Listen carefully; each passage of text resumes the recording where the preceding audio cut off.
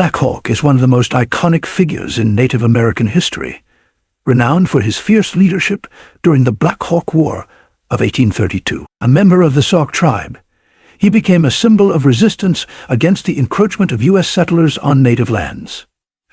Early in his life, Black Hawk earned a reputation as a brave warrior and an influential leader within his tribe. His deep connection to the land and his unyielding commitment to protect his people's way of life made him a natural figurehead in the fight against the forced relocation policies of the United States government.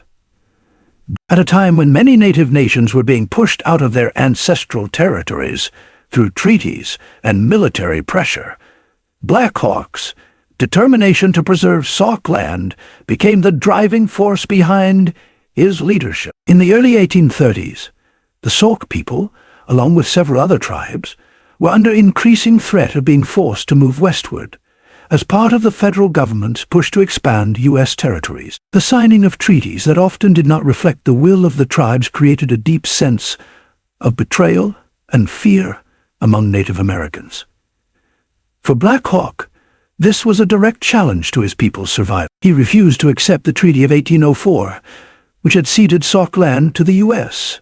without the tribe's proper consent. Instead, Black Hawk sought to protect his people by returning to the land they had once inhabited, sparking the conflict that would later become known as the Black Hawk War. However, Black Hawk's decision to resist the U.S. government in such a forceful way was not without its consequences. While his actions were initially celebrated as a bold stand against injustice, they soon became a point of contention. Black Hawk's persistence, especially as the war turned increasingly hopeless, would ultimately lead some within his own tribe to accuse him of betraying their future, focusing more on his ideal of resistance than on the survival of the Sauk people. The Black Hawk War of 1832 was a defining chapter in the life of Black Hawk and marked a turning point in the history of Native American resistance to the United States government. This war was not merely a military conflict, but the culmination of decades of tension and struggle between the Sauk and the U.S. government over land and sovereignty. It was a brutal, bloody struggle that left lasting scars on both the Sauk tribe and the broader Native American experience. In the early 1830s, Black Hawk had been living with the British in Canada after fleeing the American government's increasing pressure. His people, the Sauk, had been forced to leave their ancestral lands in Illinois as a result of the 1804 Treaty of St. Louis, which was signed under duress by a faction of the Sauk leaders. Black Hawk, however, refused to recognize the legitimacy of the treaty and felt that it was a betrayal of his people's sovereignty. His continued advocacy for the return of the Sauk to their homeland in Illinois set the stage for the conflict that would soon unfold. In 1832, Black Hawk, leading a band of Sauk, Fox, and Kickapoo warriors, crossed the Mississippi River and returned to Illinois, hoping to reclaim the land that was rightfully his people's. His intent was not to start a war, but to peacefully resettle the land that had been taken from them, believing that the U.S. government had broken its promises. However, the U.S. government viewed Black Hawk's actions as a rebellion, and tensions quickly escalated into armed conflict. The U.S. government, led by President Andrew Jackson, saw Black Hawk's return to Illinois as a direct challenge to their authority. In response, they mobilized a military force to remove Black Hawk and his people. A series of clashes ensued between Black Hawk's forces and the U.S. Army, as well as militia groups. The most significant of these early encounters occurred near the town of Stillman's Run in late May 1832, when a group of U.S. militia, poorly organized and underestimating the strength of Black Hawk's forces, suffered a humiliating defeat. This event would be one of the key moments that galvanized both sides, with U.S. forces now fully committed to the conflict. For Black Hawk, this war was a desperate attempt to defend his people's ancestral lands and honor their traditional way of life. Despite being vastly outnumbered and facing a much stronger military force, he led his warriors in a series of engagements. However, the U.S. Army's superior numbers and resources soon began to overwhelm the Sauk forces. Black Hawk's strategy was often one of guerrilla warfare, taking advantage of his knowledge of the terrain and the element of surprise. He sought to use his forces to harass U.S. troops and slow their advance, rather than engaging in large-scale battles. As the war dragged on, it became increasingly clear that the odds were against the Sauk. The U.S. forces, including regular Army units, state militias, and volunteers, were relentless in their pursuit of Black Hawk. Black Hawk, despite his resolve, was facing mounting challenges. His warriors were beginning to suffer from shortages of food, ammunition, and other resources, making it more difficult to continue their resistance. Furthermore, Black Hawk was also dealing with internal divisions among his people, as some members of his coalition grew weary of the prolonged conflict and its devastating consequence. One of the most tragic moments of the war occurred in August 1832, when Black Hawk and his people, retreating from the advancing U.S. forces, were caught in a final confrontation near the Bad Axe River in present-day Wisconsin. The Battle of Bad Axe would prove to be the last significant engagement of the war, and it ended in a decisive defeat for Black Hawk and his followers. Thousands of his people, including women and children, were massacred during the battle, and many others were taken prisoner. The slaughter marked the end of Black Hawk's resistance and the collapse of the Sauk's efforts to reclaim their homeland. Despite his capture and subsequent trial, Black Hawk's leadership during the war was viewed with respect by many, particularly by Native Americans, who admired his bravery and determination. However, to the U.S. government and the settlers, Black Hawk was seen as a dangerous and rebellious leader who threatened the expansionist goals of the United States. The war led to the forced relocation of the Sauk people to reservations west of the Mississippi River, a tragic outcome that would haunt the tribe for generations. In hindsight, the Black Hawk War represents the bitter reality of the United States' treatment of Native American nations during the 19th century. It was a war fought by a leader who, in the eyes of his people, was defending their honor and their future, even though the odds were stacked against them. Black Hawk's unwavering commitment to his tribe and their traditional lands ultimately led to his downfall, but it also cemented his legacy as one of the most courageous and respected leaders in Native American history. After the conclusion of the Black Hawk War, Black Hawk's legacy became a subject of intense debate within the Sauk tribe and among Native American communities. While many viewed him as a hero who fought valiantly to protect his people's land, others accused him of betrayal, claiming that his actions had led the tribe down a path of destruction. This internal division grew stronger as the full impact of the war became clear. The aftermath of the war was devastating for the Sauk. Thousands of their people had been killed, including many women, children, and the elderly. Those who survived were either captured or forced to flee, their once thriving community scattered and broken. The land they had fought so desperately to protect was now lost, and the Sauk were relocated to reservations far from their homeland, west of the Mississippi River. The tribe's way of life had been shattered, and many of its members blamed Black Hawk for leading them into a war they could not win. Critics within the tribe began to question Black Hawk's leadership during the war. They argued that as the conflict dragged on and the odds became increasingly unfavorable, he failed to adjust his strategy to the changing circumstances. Rather than seeking peace or attempting to negotiate with the U.S. government, Black Hawk chose to continue fighting. In the eyes of his detractors, this decision was reckless and irresponsible, especially as the conflict escalated and the tribe's situation grew more desperate.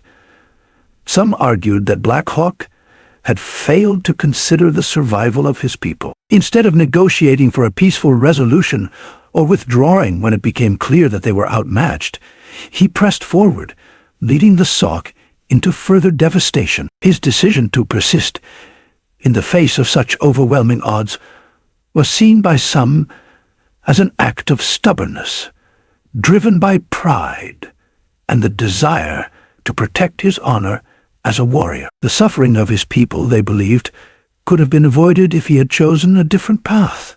The Battle of Bad Axe, which marked the final and most brutal confrontation of the war, became a focal point for this criticism. In that battle, Black Hawk's forces were decisively defeated, and many of his people were killed or captured.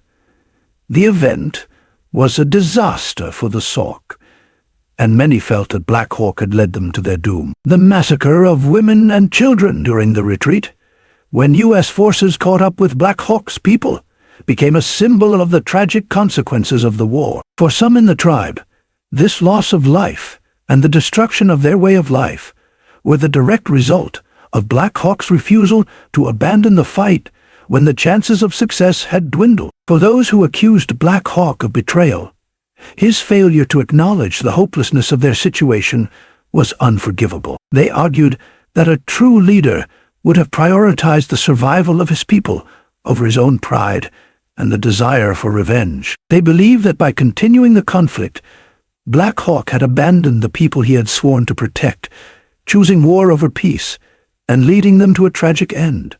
As the years went by, the accusations of betrayal became more pronounced. Some members of the Sauk and other Native American tribes saw Black Hawk as a cautionary tale, an example of how a leader's pride and stubbornness could destroy an entire community. Others, however, continued to view him as a hero, someone who had fought against overwhelming odds to defend his people and their land, even if the outcome was ultimately tragic. In the end, Black Hawk's legacy remained divided. To some, he was a hero who had stood firm in the face of an unstoppable force. To others, he was a leader who had failed to make the tough decisions necessary to ensure his people's survival. The internal conflict within the Sauk tribe reflected the broader struggles faced by Native American communities during this time. Struggles over leadership, identity, and the choice between survival and resistance in the face of an expanding United States. In his later years, as he reflected on the events that led to the Black Hawk War and its aftermath, Black Hawk remained steadfast in his defense of his decisions. For him, the conflict was not merely about fighting against the United States. It was a matter of protecting the ancestral lands of the Sauk people and preserving their dignity and way of life. Black Hawk believed that he was fulfilling a sacred duty to his people, a responsibility to defend their right to live on the land that had sustained them for generations. He viewed the war as a struggle not just for survival, but for the soul of his people, their identity, and their future. Black Hawk's sense of duty and loyalty to his people was undeniable. He often spoke of his commitment to resist the encroachment of the United States and its settlers, who were slowly taking over their land.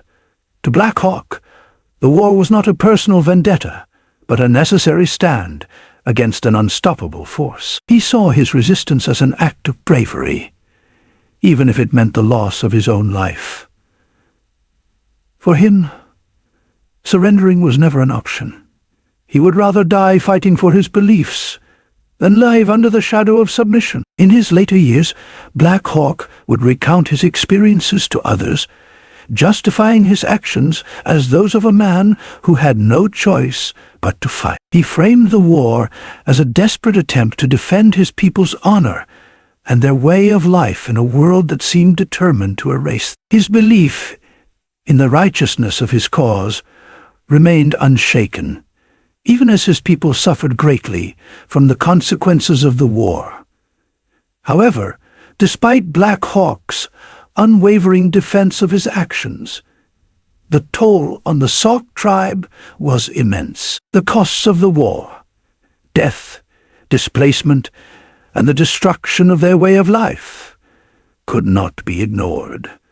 Thousands of Sauk people had died in the conflict, many of them innocent women and children who had little or no role in the fight. The war had led to the displacement of the tribe from their ancestral lands, forcing them to live on a distant reservation far from their homes.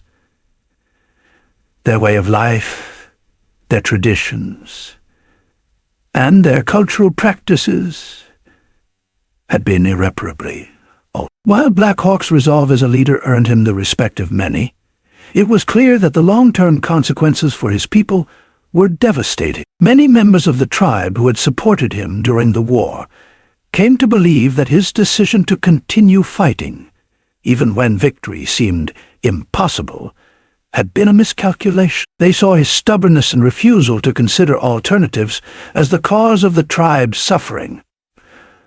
For them, the price of Black Hawk's loyalty to the cause was too high. They had lost family members, their land, and their culture, and they questioned whether it had all been worth it. Black Hawk's decision to persist in the war raised a difficult and painful question.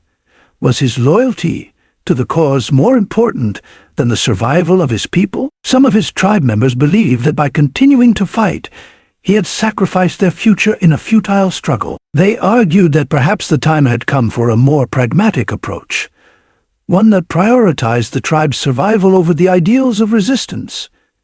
In the end, Black Hawk's legacy became a subject of much debate. He was respected for his courage and commitment, but his actions also left a scar on the tribe's future that would take generations to heal. His defense of his decisions, though rooted in a deep sense of duty, did little to change the reality that the Sauk were left shattered and displaced. Despite the respect he earned for his leadership, Black Hawk's unwavering dedication to his cause ultimately led to a tragic loss for his people. His legacy, though revered by some, is also a reminder of the difficult and often painful choices that leaders must make in times of conflict. Choices that can shape the course of history and leave an indelible mark on future generations.